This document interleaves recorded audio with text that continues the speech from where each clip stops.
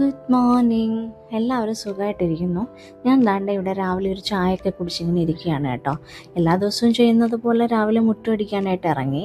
അപ്പോഴുണ്ട് എൻ്റെ ഇളയ പുത്രി എണീറ്റ് വന്നിട്ടുണ്ട്. സാധാരണ എൻ്റെ കൂടെയാണ് എണീറ്റ് വരാറ്. ഇന്നിച്ചിരി ലേറ്റ് ആയിപ്പോയി. അങ്ങനെ അമ്മൂമ്മ എടുത്തുകൊണ്ട് വരുവാണ്. പിന്നെ ചെരുപ്പൊക്കെ ഇട്ട് കൊടുത്ത് മുറ്റത്തോട്ട് ഇറങ്ങി. അപ്പോൾ എൻ്റെ കൂടെ ഇന്ന് അവിടെയൊക്കെ നടക്കുമല്ലോ എന്ന് വിചാരിച്ചിട്ട് അങ്ങനെ ഇന്നത്തെ അങ്ങ് ഇവിടെ സ്റ്റാർട്ടാവുകയാണ് കേട്ടോ. രസമാണ് ആളിൻ്റെ കാര്യം. ഒരു ദിവസം പോണതറിയത്തില്ല.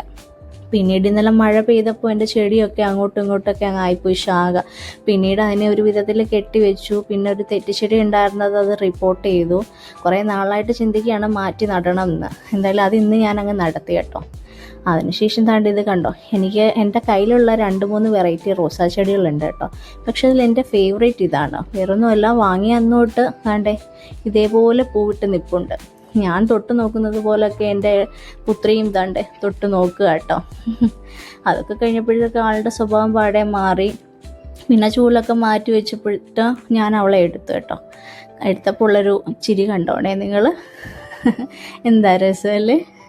എൻ്റെ കയ്യിലുള്ള അടിനയത്തിൻ്റെ കളക്ഷനാണ് കേട്ടോ ഇത്. എനിക്ക് ഗാർഡനിങ് ഒക്കെ അത്യാവശ്യം ഇഷ്ടമുള്ള കൂട്ടത്തിലാണ് കേട്ടോ. അതുകൊണ്ടിപ്പോൾ എവിടെ കണ്ടാലും പൂച്ചെടികളൊക്കെ വാങ്ങി വീട്ടിൽ കൊണ്ടുവരാറുണ്ട്. ഇത് നമ്മുടെ വീട്ടിലേക്ക് മീൻ കൊണ്ടുവരുന്ന ആൻറ്റിയാണ് കേട്ടോ. ആളിൻ്റെ കഥയൊക്കെ കേട്ട് നിൽക്കാൻ രസമാണ്. രാവിലെ തന്നെ ഒരു വൈബ് പിടിച്ച് നിൽക്കാൻ പറ്റും കഥയൊക്കെ കേട്ടാൽ. പക്ഷെ നമ്മുടെ ജോലി ബാക്കിയുള്ളത് നടക്കത്തില്ല. അത് കഴിഞ്ഞിട്ട് പിന്നെ ഏതാണ്ട് ജാനിനെ സ്കൂളിൽ വിടാനുള്ള തയ്യാറെടുപ്പിലായി. ഡ്രസ്സൊക്കെ തേച്ച് മുടിയൊക്കെ കെട്ടിക്കൊടുത്തു. ഇന്നത്തെ നമ്മുടെ ബ്രേക്ക്ഫാസ്റ്റ് എന്ന് പറയുന്നത് ദോശയും സാമ്പാറുമാണ് കേട്ടോ. സാമ്പാറിനൊരു ലേശം വെള്ളം കൂടിപ്പോയി എന്ന് തോന്നുന്നു. ഷീലാമോൾക്ക് എന്തോ ഒരു പാകപ്പിഴ പറ്റിയിട്ടുണ്ട്. പക്ഷെ സാധാരണ അങ്ങനെയൊന്നും വരാറുള്ളതല്ല കേട്ടോ.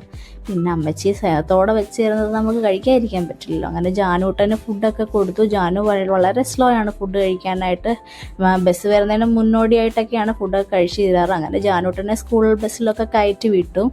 അപ്പോൾ ഇന്നത്തെ വീഡിയോ ഇത്രയേ ഉള്ളൂ. എല്ലാവർക്കും ഇഷ്ടമായെങ്കിൽ പ്ലീസ് ലൈക്ക്, ഷെയർ, സബ്സ്ക്രൈബ്.